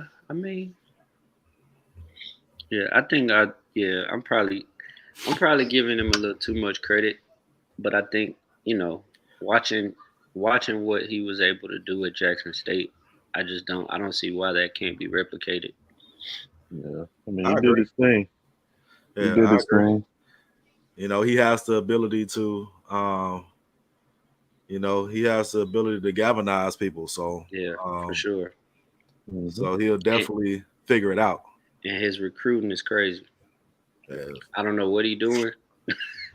I don't know what he's doing, but his recruiting is crazy. So you know, he's Deion Sanders. no, He doesn't want to play with like. I get the corners, right? Like I get corners. Like the flipping the top two corners makes sense, or the number one corner the last 2 years. That makes sense. Yeah, but you telling me Wallow and Gilly is going to be at practice? On top of whoever else, right? They had young Dolph was in their joint last year, 2 years ago, whatever it was.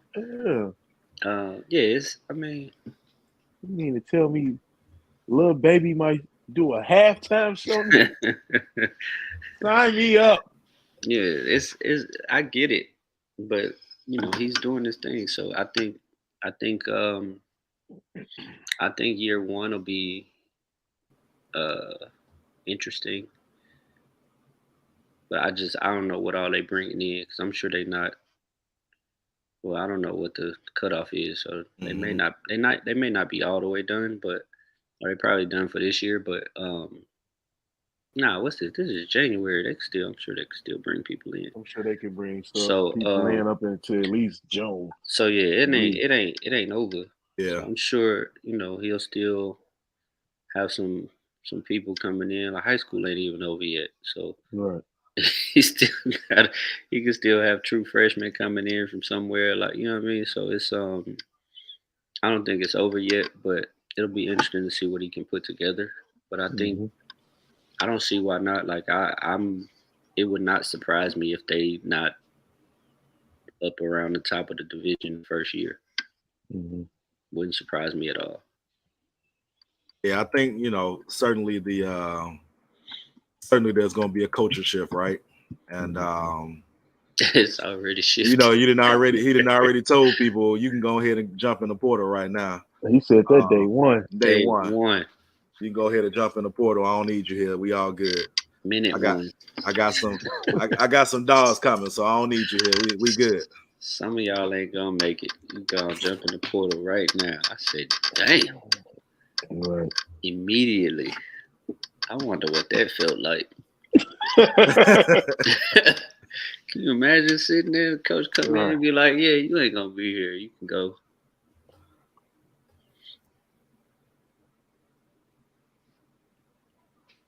Yeah, exactly. That's it.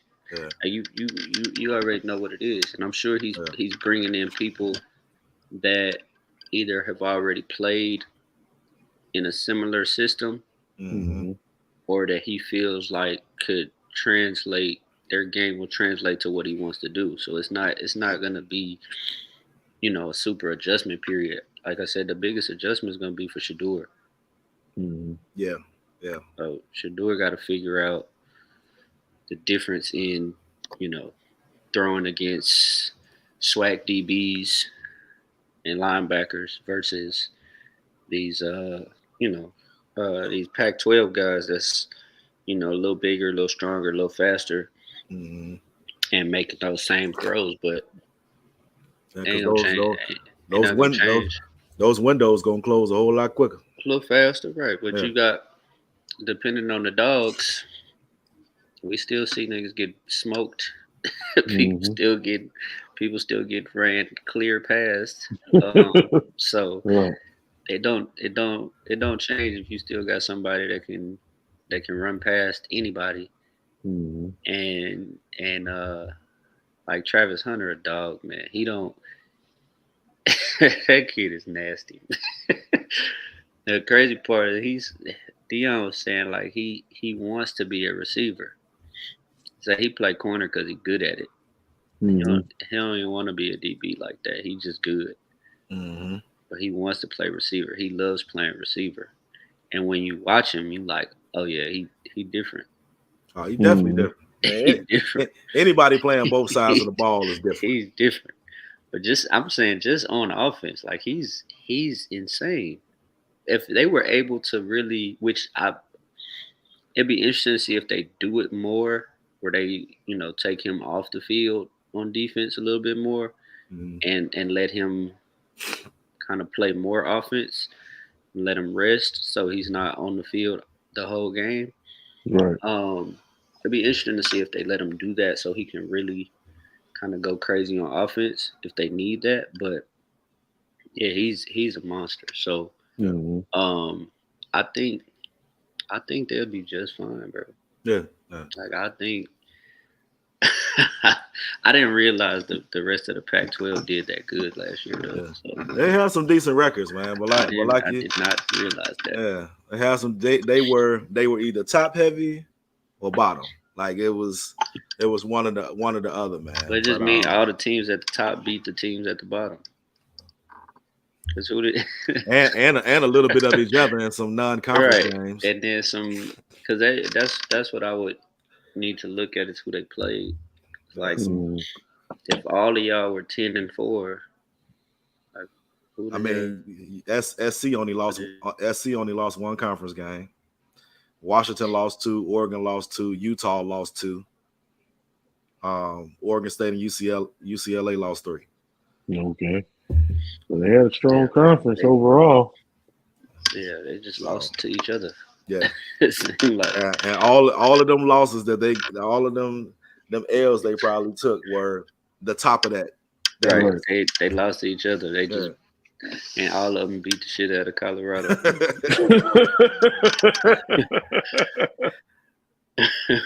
Right, you know, 1-11.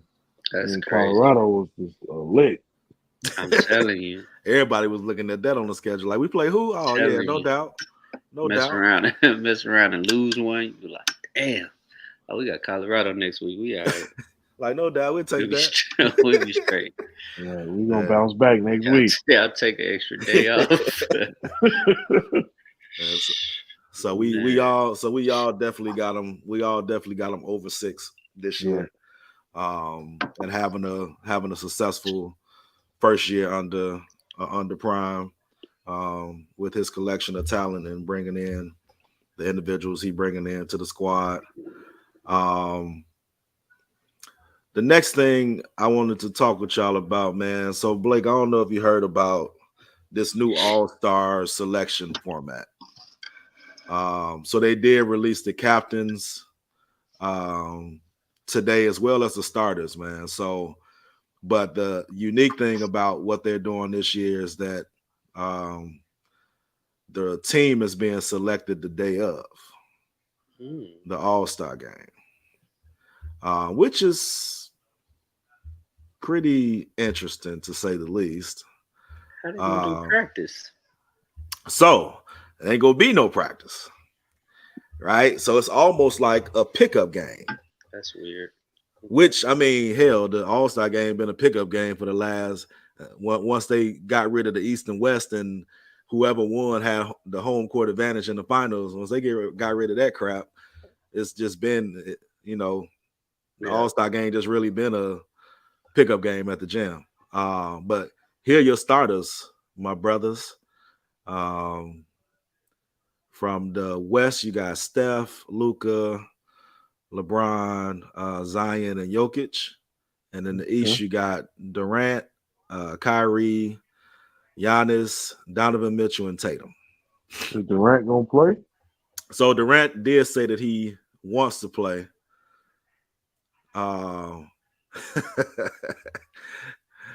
It do make me feel old, bro. Durant did say he does want to play. He says he's doing pretty well, right? In terms of his progress. But you never know, man. It's just you still kind of playing it by ear. So he could potentially be replaced with that. But what's your thoughts, man? What you think about this selection of starters, man? Who you expect to be there? I'm not surprised by anybody that's there. I guess, Tatum is playing. Mitchell playing the point. So I was gonna say I'm a little surprised to see that Jaylen Brown not starting, but I know why now. Yeah, it's because Jaylen Brown is a guard and he's not considered a front court player. Front court, yeah. Yeah. So between Irvin and Donovan Mitchell, it's always Mitchell, been weird to me because I feel like he's just as tall or taller than Tatum, but it's always been listed as a guard instead of a forward. Yeah. No, I don't know. the only thing, well, it's always kind of meant to me because it's this is the fan vote Mm-hmm. for, well, at least I think it's 50%. 50%. Yep, 50%. So a big part of that is, just these are the popular niggas. I don't think there's anybody necessarily that's there that shouldn't be. Mm-hmm. With the exception of maybe Zion. I don't know how many games he played. From a popularity perspective, I know he got decent numbers. So it's not like he shouldn't be there, I guess, but I don't feel like he's been. When I turn the Pelicans games, he ain't playing. Like I don't know how many games dude have played or missed, but I don't be seeing them when I turn to their games. So outside of that, I think this is we probably could have picked this yesterday. So it's not really the only other. I guess I'm a little surprised Embiid's not in there. Embiid's not starting. Mm-hmm. That's probably the only other person that I would say probably should have been a starter is Embiid. But Yeah, he definitely should have been a starter. But we probably could have picked this 10 together yesterday. Right. Like, it's not really a surprise. Months ago. Yeah. Yeah. So Donovan Mitchell was interesting though. Huh? I said the Donovan Mitchell was interesting though. Because he been balling though. Cooking, man. Yeah, he been balling. He been balling, but I think there's some other people more deserving. Well, slightly more deserving. In the East? Yeah, Jaylen Brown should be there. I don't know that Jaylen Brown's having a better season than Donovan Mitchell though. I mean, that's because Jaylen Brown ain't exactly. His buddies in Cleveland, he gets to shoot. He gets to shoot all the goddamn shots. True story. True story. He definitely gets more usage, a higher usage because Jaylen Brown got to play next to Tatum. But and Marcus Smart and all the other killers they got on the team. Buddy damn near averaging 30. Yeah, I mean, I like Donovan Mitchell. On a solid at one point, Cleveland was number 2 in the East. Was he averaging 30 this year for real? He had like 28. Damn. He balled like. And it's not just high volume either, like he was in Utah. Mm-hmm. It's a lot more efficient.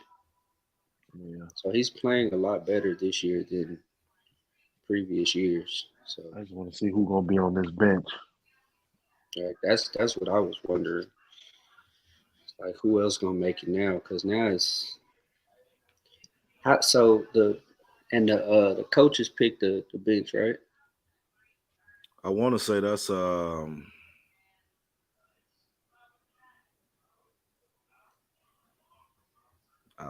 reserve.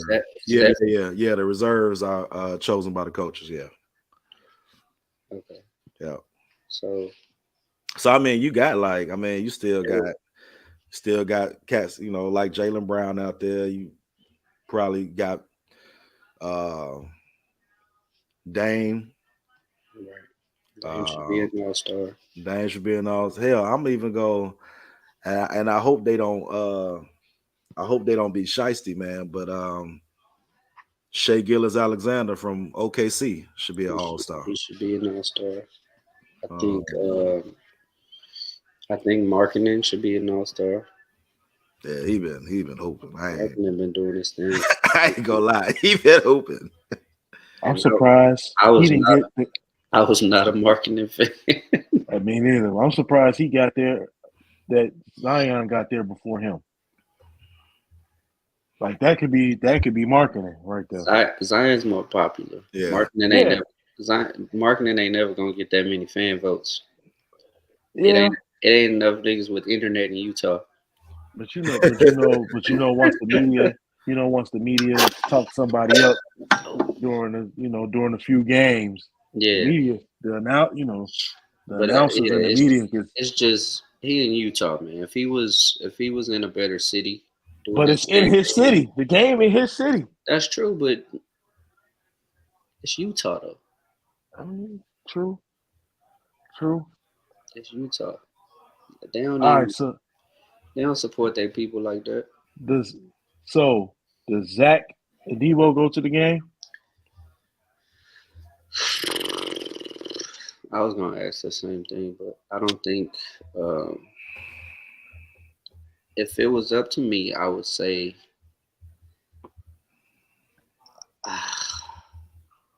I would say You yes. know, he I would say yes for DeMar and no for Zach.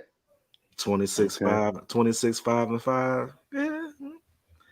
I could go with Debo. Yeah, Like yeah. the Bulls just lost to the Hornets. Shit. Yeah, they definitely did. I was watching it when I got on. That's why I was. Yeah, Debo could definitely go. I don't know if they're gonna have both of them this year though. He's not playing as well, or I won't say playing. He's not scoring as well as he was last year. Yeah. At this point. But I think it's not that he's shooting worse or anything like that, because I think his percentages are all around the same thing. It's just ultimately he's getting more. I don't know if you want to call it he's getting more help, but they're playing a little more team ball versus there's a lot of ISO last year. Yeah. So they're using Vooch a lot more this year. Man, he gotta go. For who, bro? Man, I don't care, man.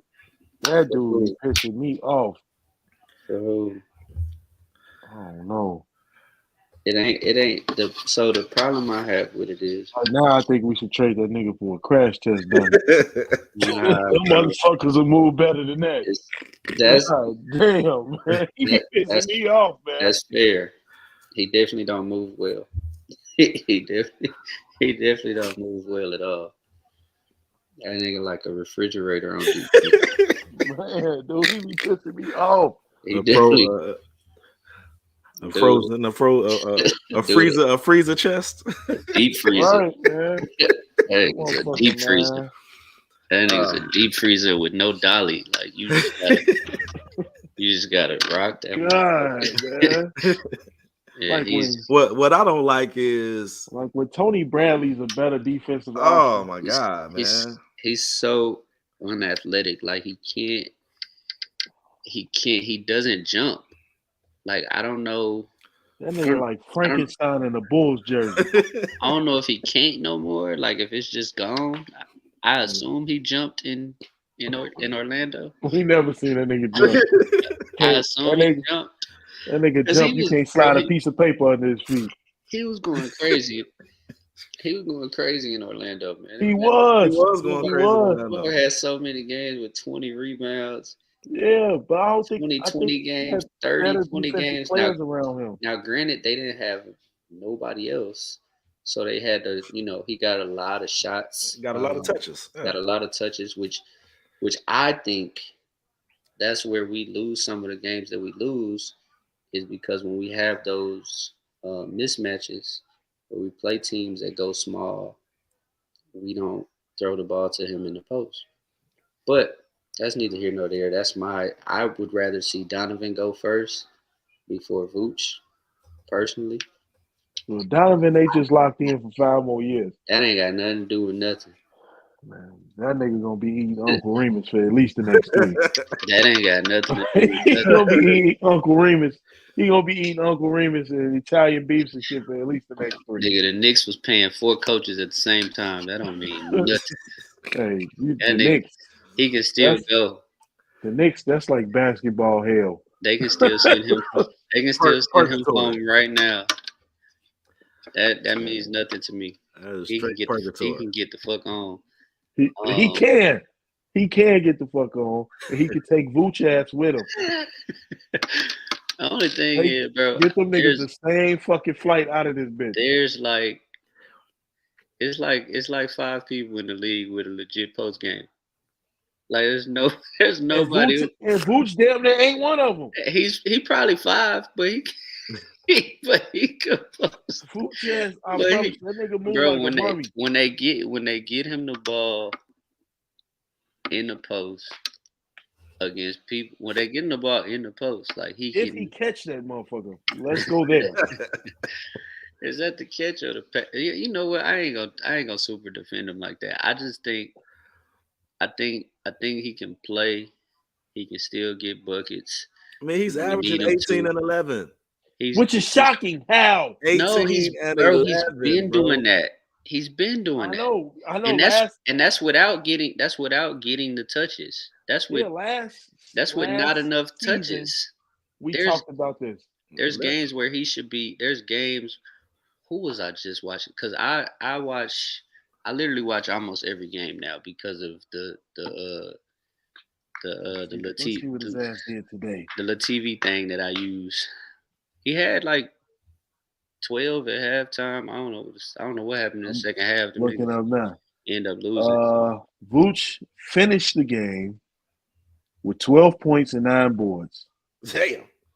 He had Against like the Hornets. he had like 10 at halftime. Yeah, against the Hornets. What's the name? Why Drummond ain't play? That's plays Drummond. Billy fucking Donovan, bro. He don't. When they take Vooch out the game, you know who the 5 is? Javonte Green. Derrick Jones Jr. Yeah, Derrick Jones Jr. That motherfucker had 3 points. Derrick 7 Jones boards. Jr. He had 7 boards. He had just as many as Vooch. Derrick Jones. Playing out of position. Derrick Jones Jr. probably weighs 170. Wet. Yeah, I'm sure. But Vooch is like he's our backup 200. center while we got Andre Drummond sitting over there. He's 6'6", 210. That's a goddamn lie. They say he 210 according to ESPN. That's a goddamn lie. This nigga Vooch is 260. That's a goddamn lie. That means give him the ball in the post, but we don't do it. We do a whole bunch of pick and pop, and we make them stand on the 3-point line so they can open the driving lanes for DeRozan and Kobe White ass. I'd rather us call Enos Freedom. Man, no. We get some minutes out of Enos Freedom. No. Because this shit gotta stop, man. That nigga might jump 2 inches higher. Let's cut it out. That's something you gotta give, man. You know what's crazy? People Why been can't we talking go get about the White Howard? Let's bring him from Taiwan. Because he gonna sit next to Drummond. But bring him in. I don't know why they're not playing Andre Drummond, bro. Billy pisses me off. He does not like to play big guys, man. I don't understand. Can we find DeMarcus Cousins? Come on, man. But here's the thing. So I thought we was gonna be all right. I was like, nigga, all we needed last year was a little more size and a little shooting. We went and got Dragic, who can shoot a little bit, but it was more the veteran presence, the backup point guard thing with Lonzo being, you know what I'm saying? So I was cool with that. And we got Drummond. I was like, all right. This nigga finna come in and get 12 rebounds off the bench. Like, it's go time. Like, let's get big. I would play them together. Like, it's happened in one game. I've watched almost every game this season. It's happened in one game where they were on the floor at the same time. And Patrick Williams, man, we should leave that nigga like the next time we play the Rockets, man. It's like leave that nigga. Like how Fresh Prince went off and they left Carlton. Right. Hey, turn off the lights. Get the fuck out of here, man. Hey, the Bulls need some big men. Right, God damn. Pat cool. I think he hasn't gotten enough confidence in himself to attack with those guys on the floor.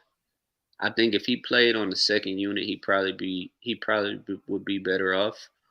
versus playing in the starting unit because So put him with he passes up enough he passes up enough shots.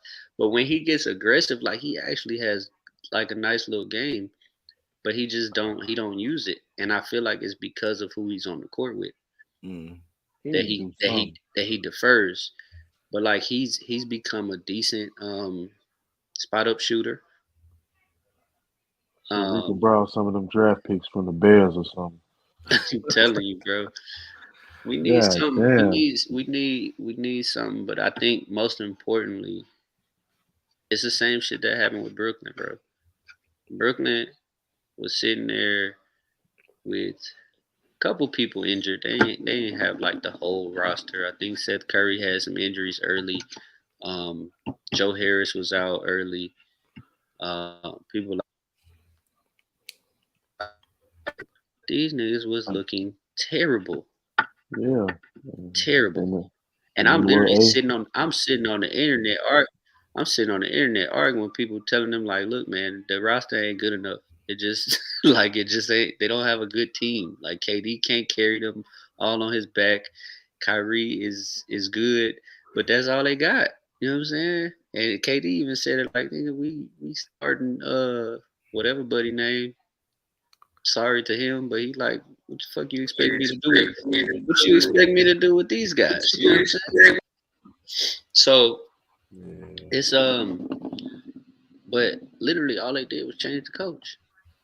Yeah. Philosophy changed And everything. they won like 19 out of 20 or some shit like that. Like, Yeah. like it's the coach, bro. When you lose to Charlotte, it's the coach. But coaching wise, can feel who could the Bulls get? And Billy Dunn. I didn't want him to take over the Thunder. Like, who can we bring Scott Brooks in this motherfucker? Like, so who can lead them? Coaches that we have out here that are available, they like we don't need them to bring Doc. Who can come to who fix this shit? What coach is gonna give?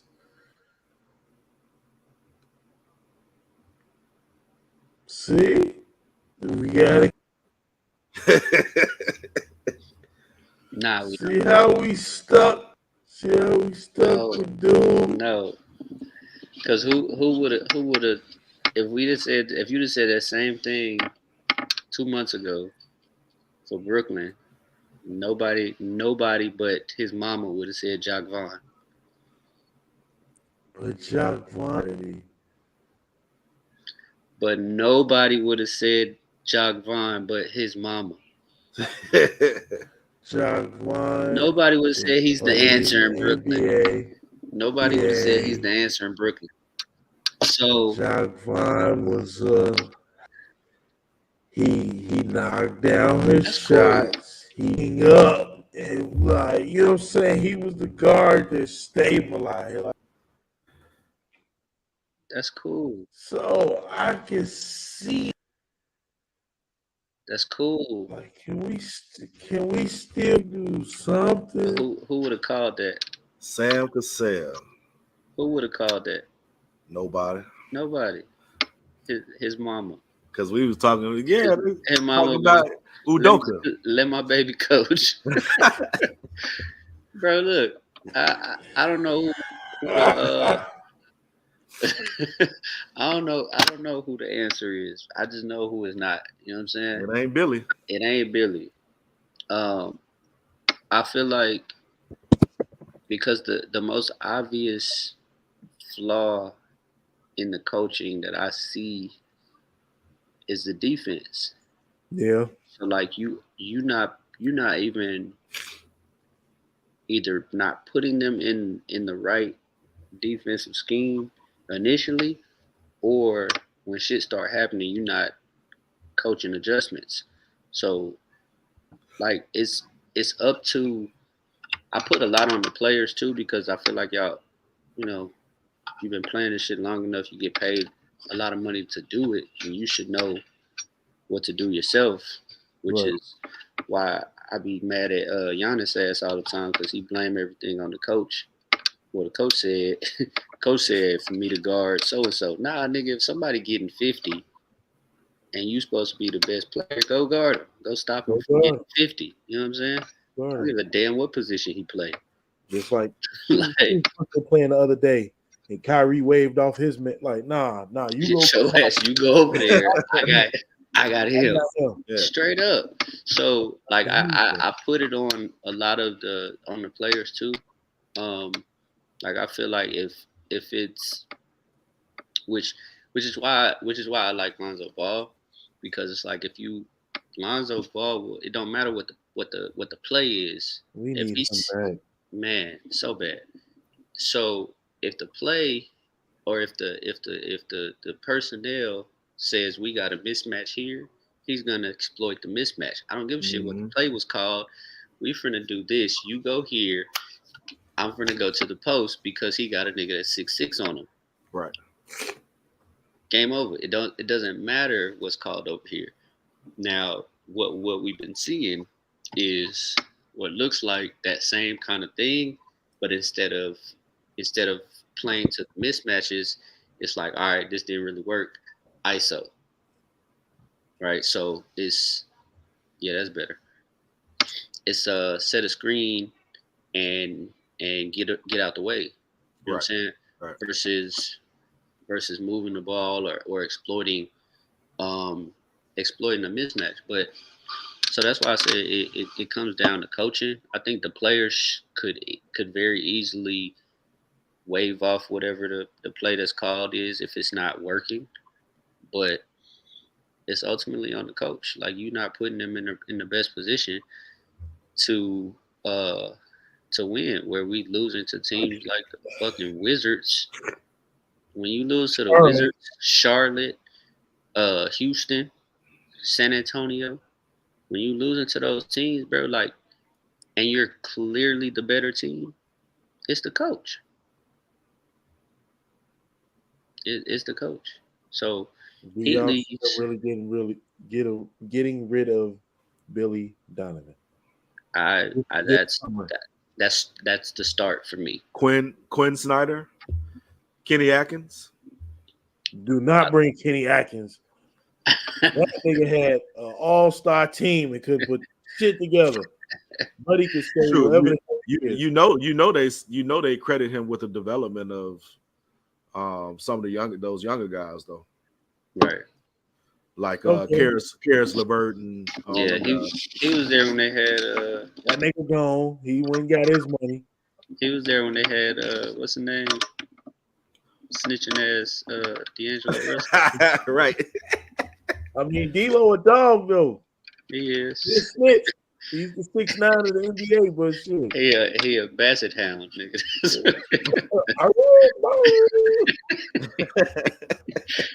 He a basset hound. Whatever dog be snitching, that's he one of them. Nah.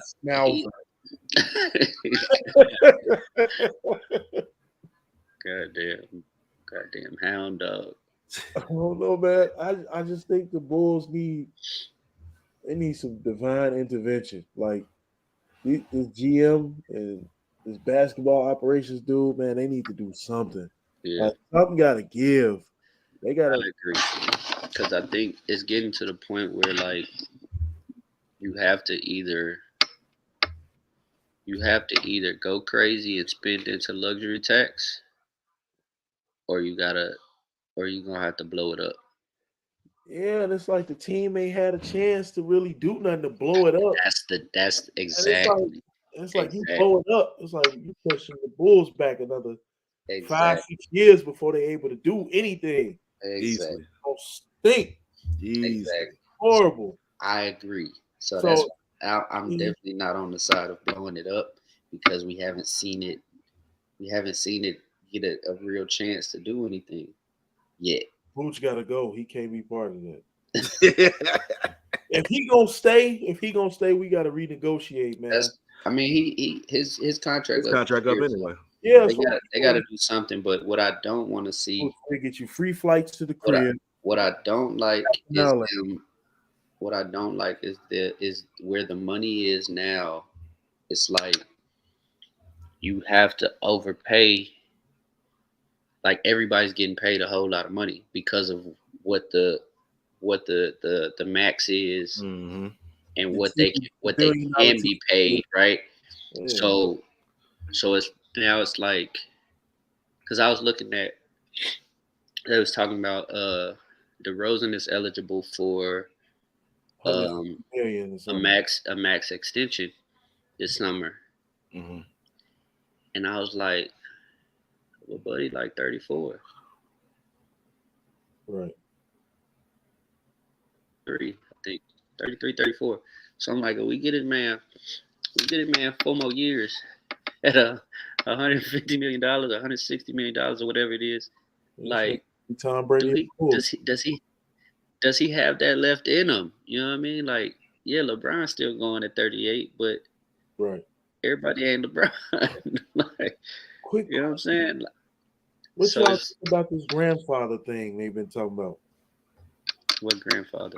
We're bringing somehow some grandfather clause, bringing Dame in. The Godfather. The Godfather package. That's what it was. It's the Godfather. Yeah. It's the make them an I offer. was at work. Make them an offer they can't refuse. That's why it's the Godfather package. So I mean, they saying they able to do that.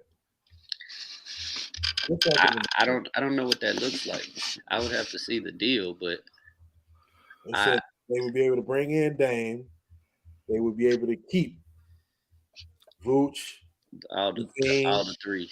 Yeah.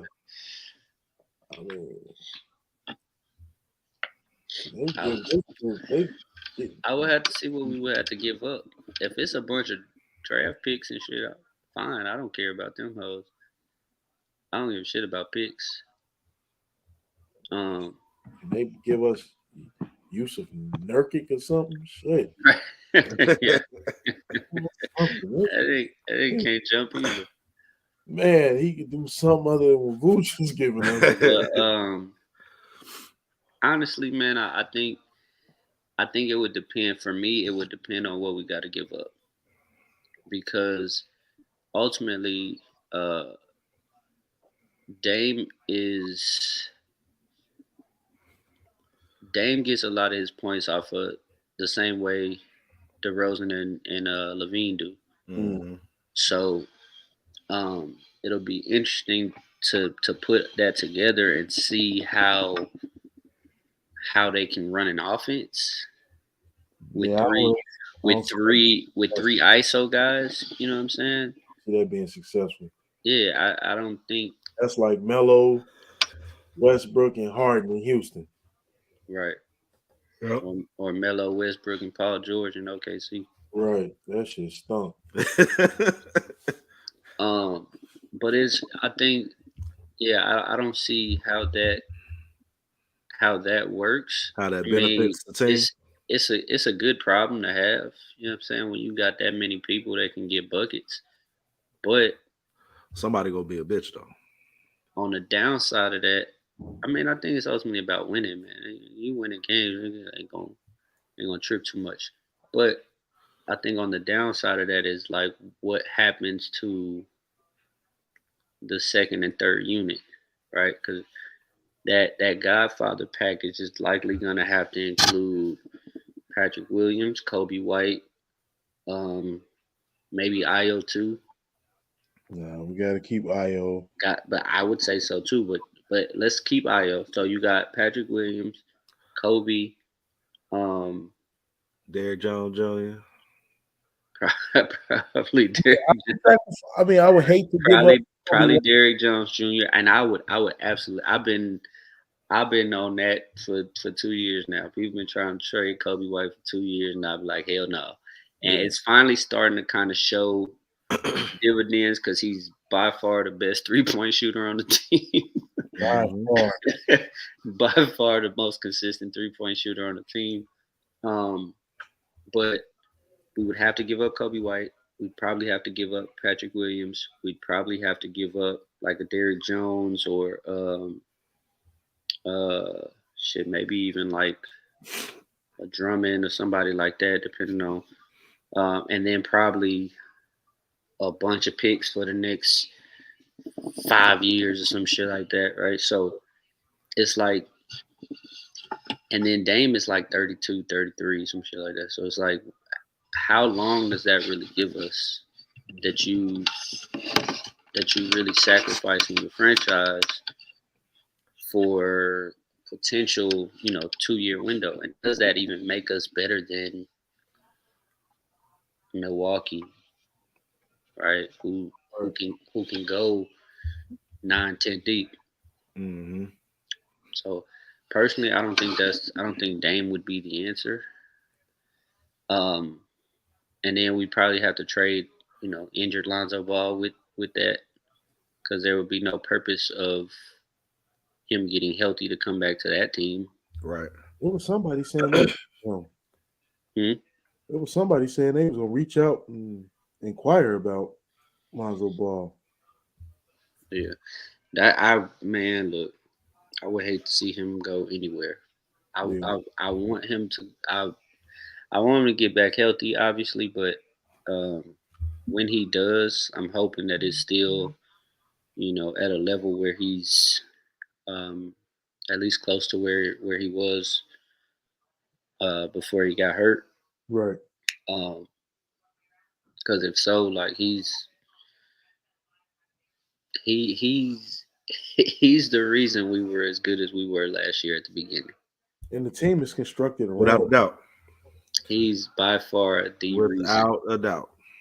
And people, like, he was the guy I was most excited about when they signed.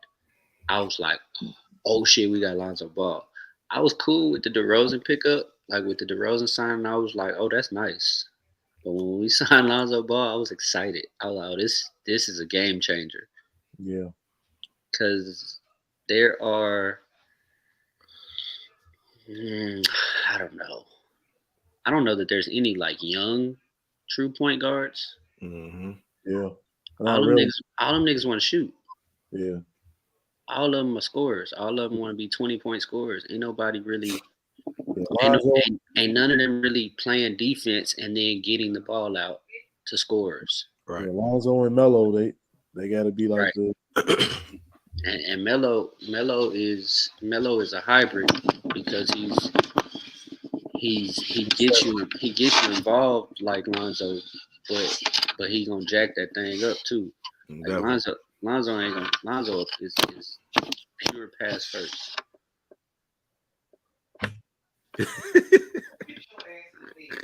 Lonzo is pure. He's a damn kid. Is crazy. But yeah, Lonzo is pure pass first. Melo is, I don't want to say shoot first, pass second, but it's a hybrid. Like it's a. But he playing Charlotte, bro. Yeah,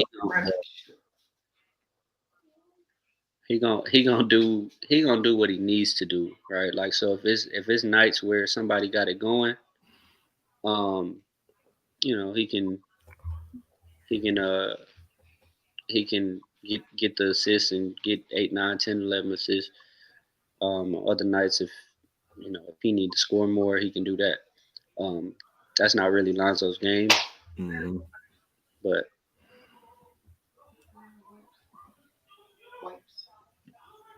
Yeah.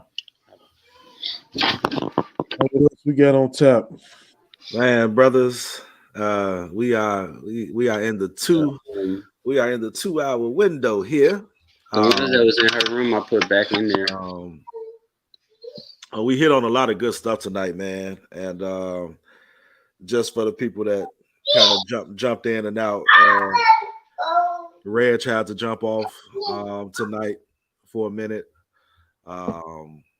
But anytime he jump off, he still make sure he tuned in, man. So we appreciate y'all definitely kicking it with us, man. Blake, man, always good to see you, bro. Whenever you can join, Always good to have you, man. You definitely add to the board, to the crew and the podcast, man, with your content, bro. So appreciate y'all. Told y'all just make me a cartoon person. Hey, we gotta talk to Red. We gotta talk to Red. You might as well revamp. No, make me a little cartoon. We ain't gotta move Goody out the way. I could just throw me in the back somewhere. We ain't gotta move Marco. I just slide off to the side, just over there with my own little cartoon.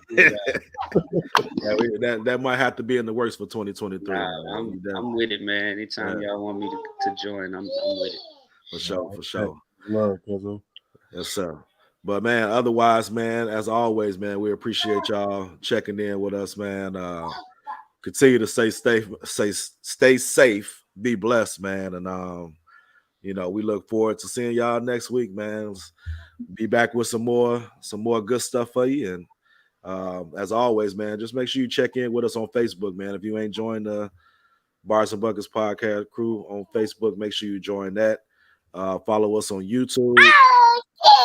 And last but not least, Bars and Buckets 2022 at gmail.com. Got content you want to talk about, you want to join the show, join us live and be a special guest, man, hit us up, let us know what's up. Bro, you got anything else for the crew, for the people? I'm sitting here reading emails from work, just still dinging. I already know. All right. With that being said, man, we're going to sign off, man. Peace and blessings to y'all for the weekend, man. Stay safe out there, and we'll see y'all again next week. All right, y'all. All right.